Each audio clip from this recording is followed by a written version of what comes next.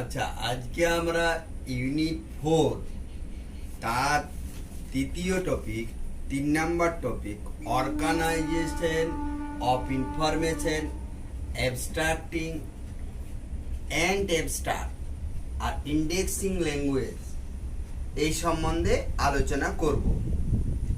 তো এখানে প্রথম প্রশ্ন হচ্ছে যে সার এবং সারকরণ বলতে কি বোঝো? সার দ্যাট মিন অ্যাবস্ট্রাক্ট আর সারকরণ দ্যাট মিন অ্যাবস্ট্রাক্টিং বলতে কি বোঝো? অভিধানিক অর্থ অনুসারে অ্যাবস্ট্রাক্টের অর্থ হলো সামরিক অথবা নির্যাস, কিন্তু মাইক্রো ডকুমেন্টের ক্ষেত্রে বলা যায় কোনো নথির মধ্যে যে সমস্ত তথ্যের বিবরণ থাকে তাকে সংক্ষিপ্ত আকারে প্রকাশ করাই হলো অ্যাবস্ট্রাক্ট, এবং অ্যাবস্ট্রাক্ট করার পদ্ধতিকে বলা হয় অ্যাবস্ট্রাক্টিং। দ্বিতীয় প্রশ্ন, অ্যাবস্ট্রাক্টিং এর উদ্দেশ্য ও প্রয়োজন কি? কোনো বিষয়ের তথ্যকে সংক্ষিপ্ত আকারে প্রকাশ করাকে অ্যাবস্ট্রাক্ট বলে, আর যে পদ্ধতিতে করা হয় তাকে অ্যাবস্ট্রাক্টিং বলে। তথ্য বিস্ফোরণের ফলে নিজের প্রয়োজনীয় তথ্যকে খুঁজে পেতে অ্যাবস্ট্রাক্টিং এর প্রয়োজন, কারণ অ্যাবস্ট্রাক্টিং এর মাধ্যমে বিভিন্ন মাধ্যমে প্রকাশিত প্রলেখগুলিকে পাঠকদের কাছে তুলে ধরা যায় সহজে, যা পাঠকদের সময় বাঁচায়। তাছাড়াও পাঠক, গবেষক, গ্রন্থাগারিক, বিভিন্ন ব্যবহারকারী নথি নির্বাচনে সারকরণ ব্যবহার করে থাকে। তারপরের প্রশ্ন যে সার প্রস্তুতিকরণ কিভাবে করা হয়, অর্থাৎ অ্যাবস্ট্রাক্টকে আমরা কিভাবে করি। সারকরণ মেধা নির্ভর ও দক্ষতাপূর্ণ কাজ, তবুও ভালো অ্যাবস্ট্রাক্ট করার জন্য যে পর্যায়গুলি অনুসরণ করা দরকার সেগুলি হলো মূল তথ্য শনাক্তকরণ, তথ্য সংগঠন আর সার লিখন। মূল তথ্য শনাক্তকরণ অর্থাৎ সমস্ত রচনাকে খুঁটিয়ে দেখে মূল তথ্যকে চিহ্নিত করতে হবে। তথ্য সংগঠন, চিহ্নিতকরণের পর তথ্যগুলিকে নিচের ক্রমানুসারে সাজাতে হবে। গবেষণা বা অনুসন্ধানের উদ্দেশ্য, অনুসন্ধানের পদ্ধতি, অনুসন্ধানের ফলাফল এবং সিদ্ধান্ত। সার লিখন, সার লিখনের কাজ হচ্ছে রঙ্গনাথনের নির্দেশিকা অনুসরণ করলে ভালো ফল পাওয়া যায়। এই তিনটে জিনিসকে আমাদের লক্ষ্য রাখতে হবে যখন আমরা অ্যাবস্ট্রাক্ট তৈরি করব।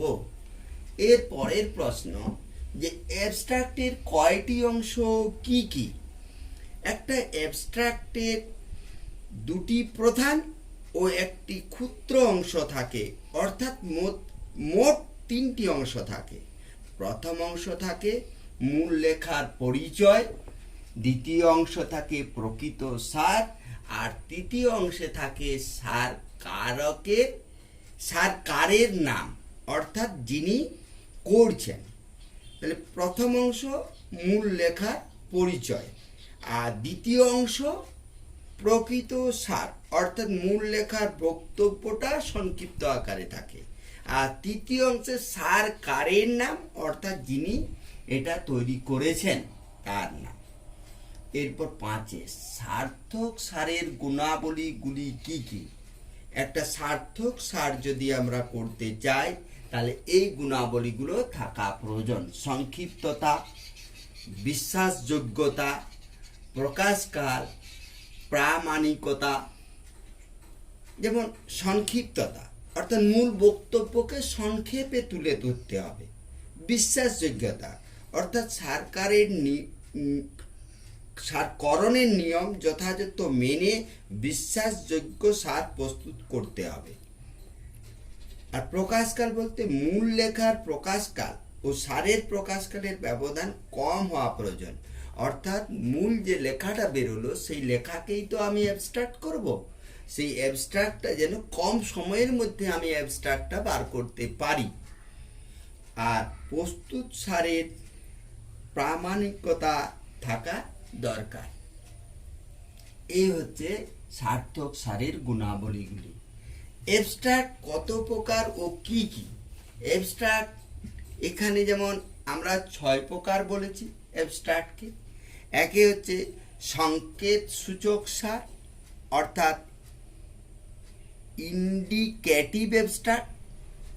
2 হচ্ছে তথ্যসূচক সার ইনফরমেটিভ অ্যাবস্ট্রাক্ট।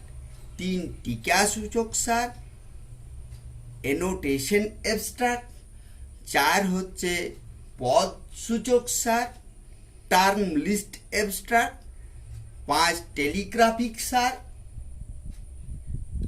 জ্যোতিচিহ্নের মাধ্যমে যেটা করা হয় টেলিগ্রাফিক সার। আর 6 হচ্ছে স্বয়ং সার। এই 6 ধরনের সার আমরা দেখতে পাই। তাহলে প্রথম প্রশ্ন হচ্ছে সংকেত সূচক সার কি? এই প্রকার সার সংক্ষিপ্ত আকারে হয়। এটি মূল লেখার প্রকৃত বা বিষয়বস্তু সম্পর্কে ইঙ্গিত দেওয়া হয়, তাই এই সার পাঠকের পাঠ্য নির্বাচনে সাহায্য করে মাত্র, মূল লেখার বিকল্প হিসাবে কাজ করে না। তবে তথ্য সূচক সার, তথ্য সূচক সার সংকেত সূচক সার অপেক্ষা বৃহত্তর হয়। এটিকে মূল লেখার বিকল্প বলা হয়, কারণ এই সারে মূল লেখার গুরুত্বপূর্ণ বিষয় যেমন পদ্ধতি, ফলাফল, সিদ্ধান্ত ইত্যাদি সম্পর্কে সংক্ষেপে আলোচনা থাকে। তারপরে টিকাসূচক সার, এই পদ্ধতিতে মূল লেখার বিষয় কয়েকটি শব্দ বা বাক্যের সাহায্যে বোঝানো হয়। এটি সংকেত সূচক সারের থেকেও আকারে ছোট হয়। পদ সূচক সার, এই সার কম্পিউটারের মাধ্যমে তৈরি করা হয়। এতে লেখার বিষয়বস্তু সম্পূর্ণ বাক্যে প্রকাশ না করে গুরুত্বপূর্ণ শব্দ অর্থাৎ কিওয়ার্ডগুলো দ্বারা প্রকাশ করা হয়। তারপর টেলিগ্রাফিক সার, আমেরিকান ওয়েস্টার্ন রিজার্ভ ইউনিভার্সিটি এই সার শুরু করেন। এর ব্যবহার বেশি হয় না। শব্দ এবং সংকেত মিলে যে সকল একক তৈরি হয়েছে তাদের সম্পর্কে জ্যোতিচিহ্নের মাধ্যমে বোঝানো হয়। এরপর স্বয়ং সার, এই সার কম্পিউটারের মাধ্যমে স্বয়ংক্রিয়ভাবে করা হয়। প্রথমে মূল লেখায় যে সমস্ত গুরুত্বপূর্ণ শব্দ বারবার ব্যবহৃত হয় তা কম্পিউটারের মাধ্যমে চিহ্নিত করে পরে যে বাক্যে এই শব্দ থাকে তাদের সাজিয়ে এই সার তৈরি করা হয়। এটা স্বয়ং সার। এরপর বলেছে থেসরাস কি? থেসরাস হলো নিয়ন্ত্রিত শব্দভাণ্ডার অর্থাৎ কন্ট্রোলড ভোকাবুলারি। এটি বিভিন্ন বিষয়ের উপর বিশেষ ধারণা নিয়ে তৈরি সামগ্রিক শব্দভাণ্ডার। 1852 খ্রিস্টাব্দে পিটার মার্ক রোজেট এটি প্রবক্তা। 1957 ড্রকিং সম্মেলনে হেলেন ব্রাউনসন পেপার উপস্থাপনা করতে যে প্রথম থেসরাস টার্মটি ব্যবহার করেন। যেমন উদাহরণ হচ্ছে thesaurus of engineering and scientific terms. Thesaurus of engineering and scientific terms, এখানে কি থাকে? ব্যাপকতর পদ অর্থাৎ বিটি, ব্যাপকতর পদ, সংকীর্ণতর পদ এনটি, আর সম্পর্কিত পদ 8টি রিলেটেড টার্ম ব্যবহৃত হয়। একটা উদাহরণ দিয়েছি যে রোডেন্ট, তার এনটি হচ্ছে মাইস, নেংটি ইঁদুর মাইস বলতে। আবার মাইস তার বোর্ডার টার্ম হচ্ছে রোডেন্ট। তাহলে রোডেন্টের এনটি মাইস, আবার মাইসের বিটি হচ্ছে রোডেন্ট। যেমন এখানে বার্ডস, বার্ডসের 8টি হচ্ছে, 8টিটা কি? অর্নিথোলজি, এটা 8টি। আবার অর্নিথোলজি বার্ডস এর হচ্ছে রিলেটেড টার্ম 8টি। বার্ডসের ক্ষেত্রে আমি কি বলছি, বার্ডস হচ্ছে পক্ষীবিদ্যা, অর্নিথোলজি। আর অর্নিথোলজি লেখা থাকলো সেটা বার্ডস। এই দুটো হচ্ছে রিলেটেড টার্ম। আর এইগুলো হচ্ছে বোর্ডার টার্ম আর ন্যারোয়ার টার্ম। এটা বোঝানোর জন্য থ্যাসোরার্সে এই বিষয়গুলো আছে। এরপর ক্লেসারার্স কি, ক্লেসারার্স আমরা পড়তে চাইছি এই কারণেই যে ক্লেসারার্স আমাদের ইন্ডিয়ান একজন লোক গণেশ ভট্টাচার্য তিনি করেছেন, তাই এটা কিছুটা ইম্পর্টেন্ট। যে ক্লেসারার্সের প্রবক্তা হলেন গণেশ ভট্টাচার্য। এটি হলো এলিমেন্টারি ক্যাটাগরি বেসড ক্রমোচ্চ স্তর বিশিষ্ট বর্গীকরণ নে সিস্টেমেটিক স্কিম ফেসেটেড ক্লাসিফিকেশনের মতো এখানে প্রতিটি এলিমেন্টারি ক্যাটাগরির জন্য পৃথক শিডিউল রয়েছে। এর দুটি অংশ, সিস্টেমেটিক পার্ট আর আলফাবেটিক্যালি ইন্ডেক্স পার্ট। এক কথায় এটি একটি ভোকাবুলারি কন্ট্রোল ডিভাইস।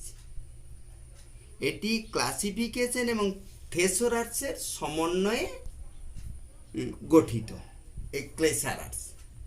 এরপরে বলেছে সমন্বয় সূচি বলিতে কি বুঝো? Coordinated indexing. কোঅর্ডিনেটিং ইন্ডেক্সিং বলিতে বোঝায় তা ইন্ডেক্সিং নিখুঁত করার জন্য বিবেচ্য সকল বিষয় বা ধারণার জন্য উপযুক্ত শব্দের প্রয়োগ ও শব্দের সমন্বয় করা প্রয়োজন। এই সমন্বয়ের কথা মাথায় রেখে যে সূচি তৈরি করা হয় তাকে সমন্বয় সূচি বলে। এক্ষেত্রে মূলত ধারণার সমন্বয় করেই সূচি তৈরি করা হয়। এই সূচি দুইভাবে করা হয়, প্রাক সমন্বয় সূচি এবং উত্তর সমন্বয় সূচি, অর্থাৎ প্রি কোঅর্ডিনেট ইন্ডেক্সিং আর পোস্ট কোঅর্ডিনেট ইন্ডেক্সিং। প্রাক সমন্বয় সূচি কাকে বলে? তাহলে প্রাক সমন্বয় সূচি আর কয়েকটা উদাহরণ। যে সূচীকরণ পদ্ধতিতে সূচিকারক বিষয় কাঠামো থেকে বিভিন্ন ধারণা গ্রহণ করে সেই ধারণা সমন্বয় সূচি তৈরি করে থাকে তাকে প্রাক সমন্বয় সূচি বলে। অর্থাৎ যিনি সূচি তৈরি করছেন তিনি বিষয় কাঠামোকে পড়ছেন এবং তিনি একটা যে এই টার্মগুলো দিয়ে মানুষ খুঁজতে পারে তিনি নিজে তৈরি করলেন। এক্ষেত্রে সূচিকারকের ধারণা সমন্বয়ের কথা পাঠকদের জানতে হবে, তা না হলে পাঠকরা তথ্যের সন্ধান পাবে না। অর্থাৎ যে পাঠক, সেই পাঠককে জানতে হবে যে যিনি সূচি করেছেন তিনি কি কি টার্ম দিয়ে করেছেন। সেটাই হচ্ছে প্রাক সমন্বয় সূচি, অর্থাৎ চেন ইন্ডেক্সিং, তারপরে পোপসি, প্রেসিস, এইগুলো হচ্ছে প্রাক সমন্বয় সূচির উদাহরণ। এবার পোস্ট কোঅর্ডিনেট ইন্ডেক্সিং। তথ্য অনুসন্ধানের সময় পাঠকের প্রয়োজন মতো ধারণাগুলিকে সমন্বয় করে যে সূচি তৈরি করা হয় তাকে পোস্ট কোঅর্ডিনেট ইন্ডেক্সিং বলে। এটি খোঁজার সময় সমন্বয় করা হয় বলে একে পোস্ট কোঅর্ডিনেট ইন্ডেক্সিং বলে। এটা মূলত দুভাবে করা হয়, একটা হচ্ছে পদসূচি